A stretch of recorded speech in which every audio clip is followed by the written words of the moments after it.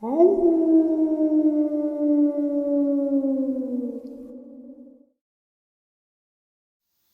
greetings and salutations, everyone, and welcome to tonight's bonus. Before we jump into tonight's bonus, a couple links. As many of you know, I rely on Patreon, PayPal, channel membership, and the merch to help the channel to continue to grow and go. Links to Patreon, PayPal, and channel membership is in the description below. Merch displayed directly under the video. Also, Dogman Frightening Encounters, Volume 1 through 3, the audiobook versions. They were written and researched by Tom Lyons, narrated and produced by me, Jeff Nadolny. Those audiobooks are available on Audible, Amazon, and iTunes, links to which are also in the description as well. And finally, last but definitely not least, if you'd really like to help support the channel to continue to grow and go, simply subscribe. It doesn't cost a cent.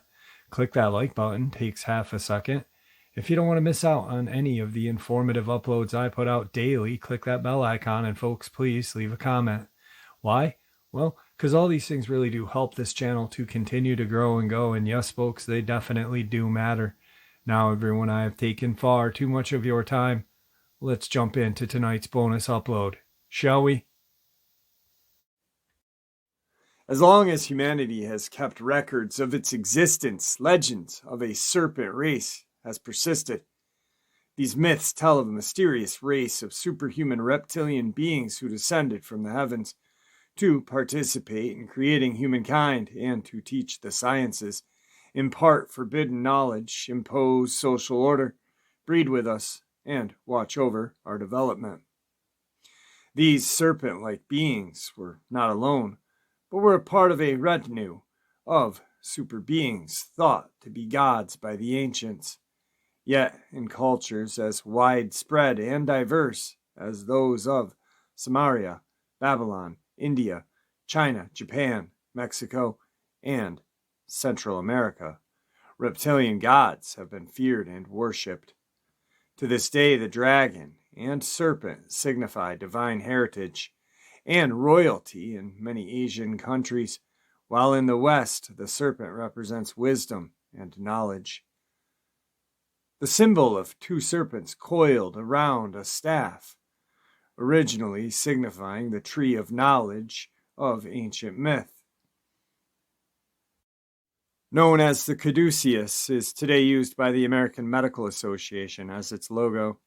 Interestingly, stories of reptilian beings who exercise mind control over human captives while performing medical procedures on them has been emerging from the research of some of the best-known UFO investigators, such as Bud Hopkins, John Carpenter, Linda Moulton Howe, Yvonne Smith, and many others. These stories, told by average, mentally competent Americans, have emerged independently of one another in different parts of the country, but have not yet received much public attention. They tell of human encounters with creatures that have distinct reptilian features: webbed, claw-like hands, large, golden eyes with vertical slit pupils, scaly, greenish/brown skin. Such stories have circulated around the UFO research community for many years, but few experts have had any idea on how to interpret the tales. So unbelievable and so frightful are they that in the past many researchers merely filed them away in their minds for future reference, rather than risk looking foolish or being ridiculed. Little by little, at UFO conferences around the country, abductees and researchers learned of each other's similar experiences with reptilian creatures, and gradually the stories became public. Today, researchers agree that there is a variety of entities involved in the alien abduction scenario, including the familiars, Greys, tall, human-looking blondes, the Nordics, the reptilian, the Anunnaki, the hybrid, half-human, half-alien. In addition, there seem to be variations of each of these that imply crossbreeding and considerable diversity. It is not clearly understood how each type interacts with each other, although they are often reported seen together. MUFON findings John Carpenter has kept close track of the abduction phenomenon. He is the director of abduction research of the Mutual UFO Network, or MUFON, one of the largest and most credible organizations dedicated to the scientific study of UFOs and abductions. Carpenter holds a master's degree in social work and is a highly qualified hypnotherapist who works as a psychiatric social worker in Springfield, Missouri. Since the late 80s, he has been working with more than 100 abductees and compiled information on hundreds of others. In addition, he is in contact with other researchers in the field. He has been involved in 10 cases where experiencers have described reptilian entities, and he is aware of researchers in other parts of the country with similar cases. Abductees often have distinct claw-like cuts and bruises on their body after their apparent abduction. Carpenter summarized what he knows of these beings in his regular column, Abduction Note, MUFON UFO Journal, April 1993. Typically, these reptilian creatures are reported to be about 6 to 7 feet tall, upright with lizard-like scales, greenish to brown in color, with claw-like four-fingered webbed hands. Their faces are said to be a cross between a human and a snake, with a central ridge coming down from the top of their head to the snout. Adding to their serpent-like appearance are their eyes, which have vertical slits in their pupils and golden irises. Perhaps the most frightening and most controversial part of these stories are claims that the creatures occasionally are reported to have blank with the abductees. Supporting Carpenter's findings is a MUFON study that had financial assistance from the Fund for UFO Research. This massive study, known as the Abduction Transcript Project, is an attempt to collect and correlate information on hundreds of abduction cases through the use of sophisticated computer database. In July of '95, at the organization symposium in Seattle, Washington, Dan Wright summed up the findings based on 142 separate cases and 560 transcripts. Wright said a fair reading of those sessions indicates strongly that multiple groups of entities have been routinely intruding into the lives of Americans, children as well as adults. So, when a so-called reptilian is repeatedly described as having the same scaly skin tone, claws for fingers, and an extreme interest in sexuality, one must pay attention.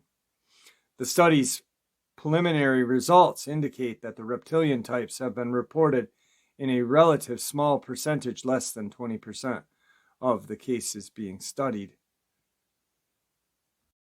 Whether the beings reported by abductees are grays, blondes, reptilians, or any other variety, the scenario of the abduction phenomenon is fairly consistent among the thousands of cases studied thus far. In addition to having numerous medical procedures performed on them, abductees also report receiving information in the form of symbols or images, the meaning of which is often unclear, but much of it is to do with the Earth's future disasters. The beings sometimes refer to themselves as the Watchers, Custodians, or Guardians of mankind, and all living things on Earth. And they say they are preparing for the time in the near future when global changes will dramatically affect life on our planet. In some cases, they have indicated that they come from various parts of the universe, including other galaxies, or from a very distant place. In what is certainly the most disturbing aspect of the procedures reported, both men and women abductees, but most often the women, report being shown rooms filled with hundreds of glass tubes where hybrid fetuses are being grown, much like a hydroponic garden. In many cases, experiences are shown nurseries of hybrid infants or rooms full of hybrid children of varying ages. Often the beings bring an infant or a child to the woman to be held and loved, and they are told that it is their child. These events were reported by alien abductee Betty Anderson Luca, whose case has been the subject of investigation for more than 20 years, and who has been the subject of 4 books by UFO investigator Ray Fowler. In his book, The Watchers, Fowler reports on a hypnosis session in which Betty remembered being told by beings who had taken her aboard their ship that men will become sterile because of the polluted environment. Further, she is told that there are good and bad watchers, which Betty refers to as angels. She is warned that there are some who are against men, that will hurt and destroy mankind. References to watchers, good and bad angels, and hybrid babies can be found in many ancient texts, including the Old Testament, which borrowed much from the older documents, including the books of Enoch. The prophet Enoch is mentioned in Genesis as the son of Cain and the father of Methuselah, and he is believed to be one of the pre-flood patriarchs who, along with Noah, walked with God. Genesis 5:24, 6:9, books written by anonymous writers credited to Enoch, were given great credence by early Jewish scholars, and thus influenced the writers of the Old Testament. Parts of the book, Enoch written in Aramaic, were found among the scraps of parchment in the cave of Qumran in 1947, having been placed there nearly 2,000 years ago by Jewish sect known as the Essence. These, of course, are the Dead Sea Scrolls. Another version exists in Ethiopia. According to Aramaic texts, Enoch was the first among the children of men born of the earth, who had learned writing, science, and wisdom from the angels. In one writing, the Book of the Watchers, we learned that the Watchers are angels, and that there are good and bad Watchers. We are told that the Watchers are angels of the Lord, come down to earth to instruct the children of men, and to bring about justice and equality on the earth. But in the case of the wicked or bad angels, the science they teach turns to wicked ends because of their sins. Their sin is that they permit their sexual appetite to dominate them. When the evil watchers descended and beheld the daughters of men, they began to corrupt themselves with them. When the sons of God saw the daughters of men, they could not restrain their inclinations. These watchers fall from grace with God when Enoch traveled to heaven in physical form to testify against them. He tells God that the watchers had begun to go unto the daughters of men, so that they became impure. As punishment for their sins of the evil watchers against mankind, God destroyed humanity, including the hybrid race of beings who are the offspring of humans and the watchers, by causing a great flood. The evil watchers are put into a fiery pit and imprisoned by the 4 chiefs of the good watchers, the archangels: Michael, Sariel, Raphael, Gabriel. Another interesting reference to the watchers was found in the same cave as the books of Enoch, but was not known until 92, when 2 biblical scholars, Robert Eastman and Michael Weiss, published their book, The Dead Sea Scrolls Uncovered. Among the 50 documents released for the first time in this book is a reference to the Watchers that is unique, for it provides one of the few physical descriptions of them. The text, called the Testament of Amram, describes the experience of a person named Amram, in which an angel and a demon were wrestling over his soul. I saw the watchers in my vision, the dream vision. 2 men were fighting over me. I asked them, "Who are you? And you are thus empowered over me." They answered me, "We have been empowered and rule over all mankind. They said to me, "Which of us do you choose to rule you?" I raised my eyes and looked. One of them was terrified in his appearance, like a serpent, his cloak many-colored yet very dark. And I looked again, and in his appearance, his visage was a viper. I replied to him, "This watcher, who is he?" He answered me, "This watcher, and his 3 names are Belial, and the Prince of Darkness, and Kind of Evil." What makes this testament even more intriguing is the fact that this little-known character named Amram is quite an important personage. Amram, it turns out, was the father of one of the most famous contactees in history, the man who delivered the Jews from slavery in Egypt. This person is, of course, none other than Moses. If that were the only reference to reptilian beings in ancient texts, it could be easily dismissed, but the stories of such creatures date back to the earliest human writings. Those of Sumer, meaning the land of the guardians, Babylon, meaning gate of gods, and other civilizations of ancient Mesopotamia. Among the thousands of clay tablets that have been recovered and translated dating from the earliest recorded history are documents that record events dating back 240,000 years. One of these, the Sumerian king list, tells the story of God, Anu, chief god of an extraterrestrial race called the Anunnaki, and his son, Enki, and Enlil. It is clear from the texts and illustrations left by the Sumerians that at least some of these gods, including Enki, also known as E, were reptilian in appearance. It is Enki who gave the first people the fruit of the tree of knowledge and who later saved humanity by warning a Noah-like figure of the great flood. These stories are so similar to the Old Testament that one can only conclude that the Old Testament's authors borrowed heavily from them. In a Sumerian tale, Enki is given the task of creating the workforce to help the Anunnaki till the soil and mine the ore, which they came to earth for. This he does through considerable trial and error, in the process creating strange creatures.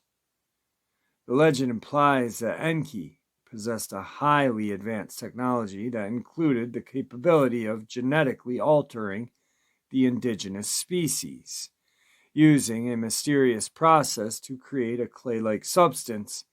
He was able to bind upon it an image of the gods, indicating that Enki used Anunnaki genes to create a hybrid species. It also implies that some of the early humans may have had a reptilian appearance.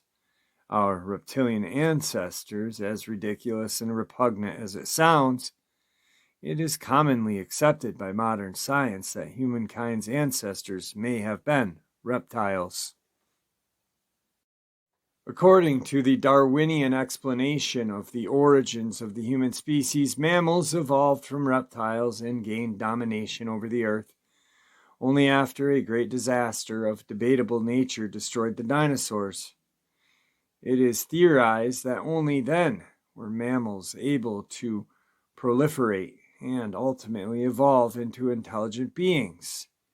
It is rather remarkable that the ancient Sumerian story of creation should parallel so closely to the Darwinian view. In both cases, humans are said to be related to a superior reptilian race, and in both cases, a great cataclysm eradicates the early species. In the Bible, it was the hybrid race of giants known as the Nephilim that God wished to destroy. Finally, in both stories, the survivors of the disaster start anew, eventually evolving into humans. In his book, The Dragons of Eden, esteemed astronomer Dr. Carl Sagan speculates on reptilian origins of humans and on the mysterious leap in brain evolution that can be found in fossil record. He notes that if people had evolved naturally from reptilians, as Darwinists claim, it should have taken 200 million years for mammals to first evolve, and then another 5 to 10 million years for humans to evolve. But he notes with extreme puzzlement that the fossil record simply does not bear out this conclusion. In fact, the evolvement of mammals, and particularly humans, was accomplished very quick in a major burst of brain evolution. The evidence for this is clear, in fact, that stone tools do not appear gradually, but rather they appear in enormous abundance all at once. In frustration, Segan concludes that there is no way to explain this, unless Australopithecines had educational institutions to teach toolmaking. Of course, there is another explanation, but not one that any mainstream scientist would dare to touch. That alternative is to admit that God or godlike beings had a hand in accelerating the evolutionary process. Segan goes on to puzzle over the similarities between the reptilian brain and the human brain. He points out that at the core of the human brain lies a vestige of our reptilian past. This part of our brain is known as the R complex, or reptilian complex, is said to be part of the mind that performs the dinosaur functions: aggressive behavior, territory, ritual, and establishment of social hierarchies. The middle layer is called the limbic system and is thought to generate love, hate, compassion, and other characteristics believed to be strictly mammal.